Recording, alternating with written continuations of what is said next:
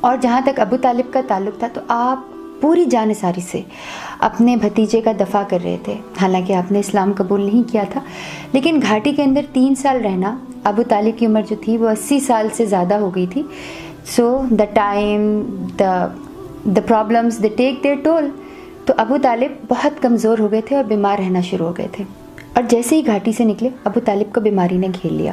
اس کے وہ مشرکین نے کہا کہ اگر ابو طالب بیماری سے چل بسے تب تو ہم اس کے بھتیجے کا کچھ نہیں کر سکیں گے، کیونکہ ہماری تو بدنامی ہوگی کہ چاچا جب تک تھا تب تک تو ہم نے کچھ نہیں کیا، اور جیسے ہی چاچا جو ہے وہ فوت ہو گیا ہم نے بیٹے کے اوپر، اس کے بھتیجے کے اوپر دھاوا بول دیا.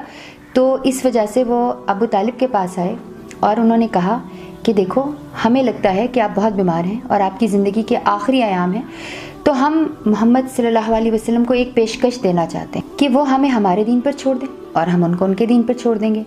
ابو طالب نے حضرت محمد صلی اللہ علیہ وسلم کو بلایا کہ محمد صلی اللہ علیہ وسلم یہ کچھ بہت معزز لوگ ہیں، یہ آپ سے کوئی بات کرنا چاہتے ہیں. تو آپ صلی اللہ علیہ وسلم نے فرمایا کہ میں آپ کو ایک ایسی آپشن دیتا ہوں جس سے آپ عرب کے بادشاہ بن جائیں گے، بلکہ اجمی بھی آپ کے اندر آ جائیں گے.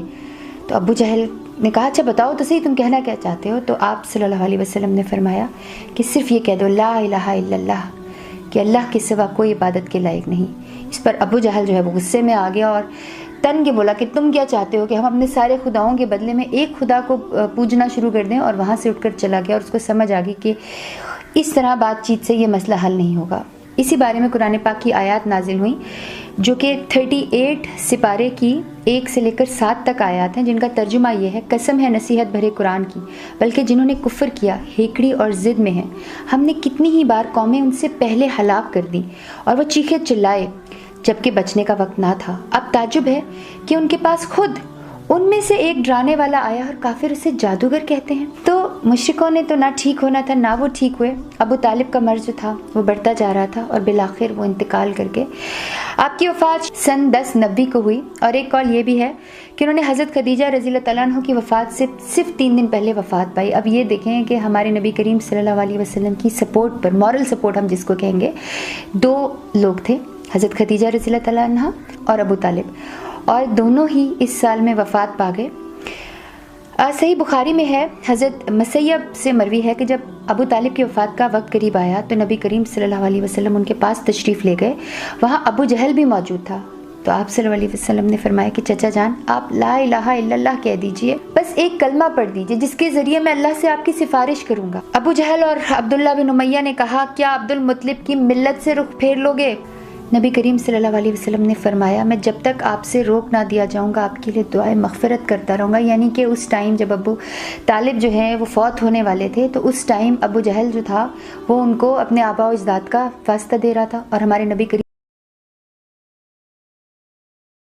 اسی لیے فرمایا علم ججد کا یتیمن فآوا، تو یتیم تھا تو میں نے تجھے پالا نہیں تھا. اب اس آیت کو اس آیت سے ملائیں گے تو بات سمجھ میں آئے گی کہ بلا پہلے آیت میں کہا ہم نے کبھی اکیلا نہیں چھوڑا، اور پھر کہتے تو یتیم تھا تو ہم نے تجھے پالا نہیں.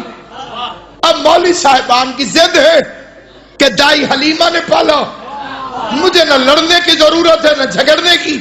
1.25 لاکھ نبی ہیں، کسی نبی کو دائی کے پاس دودھ پیتا ہوا ثابت کرو. اگر مصطفیٰ سے پہلے کوئی نبی کسی دائی کے پاس دودھ پی لے میں ذمہ دار ہوں، میں تسلیم کر لوں گا. قرآن کہتے ہیں موسیٰ نے دائیوں کا دودھ نہیں پیا، کیونکہ اللہ فرماتا ہے ہم نے موسیٰ پر مشرکہ دائیوں کا دودھ حرام قرار دے دیا.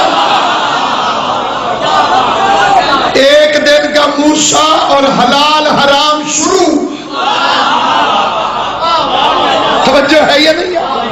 ابھی ایک دن کا موسیٰ حلال حرام شروع. دائیوں کا دودھ حرام ہے کیونکہ یہ مشرک. پتہ چلا نبی ایک دن کا بھی ہو تو مشرکوں کے گھر سے نہیں کھاتا. اگر عمران نے کلمہ نہیں پڑھا تھا تو مصطفیٰ 25 سال تک ابو طالب کے گھر سے کھانا کیوں تیری کیا بات ہے؟ توجہ ہے یہ ایمان ابو طالب सिर्फ हमारी गैरत का मसला है। और हमें ये शौक नहीं कि हम साबित करें कि अबू तालिब ने कलमा पढ़ा था, बल्कि हम खुद कहते हैं कि नहीं पढ़ा था। अभी अभी सैयद दादे ने मुझे तारुफ कराया कि मैं किबला सज्जाद शाह साहब का बेटा हूं। ठीक है, मैं किबला से पूछूं आपने कितने साल की उम्र में कलमा पढ़ा था? ये तो समझ आवे जरा सुझाए सही। मैं सैयद के बेटे से पूछ रहा हूं कि जनाब आप कितने साल के थे जब आपने कलमा पढ़ा था? बंदे समझेंगे मौलवी पागल है, और मुझे वो समझाएगा कलमा पढ़ के मुसलमान वो होते हैं जो काफिरों के घर पैदा हो। ज़बान से बोलना नहीं, ज़बान से बोलना। ईमान वो तवज्जो से सुनना जिस बंदे को समझ में आ जाए, बोलेगा वो यस की आवाज अल्लाह और अली को अच्छी लगे।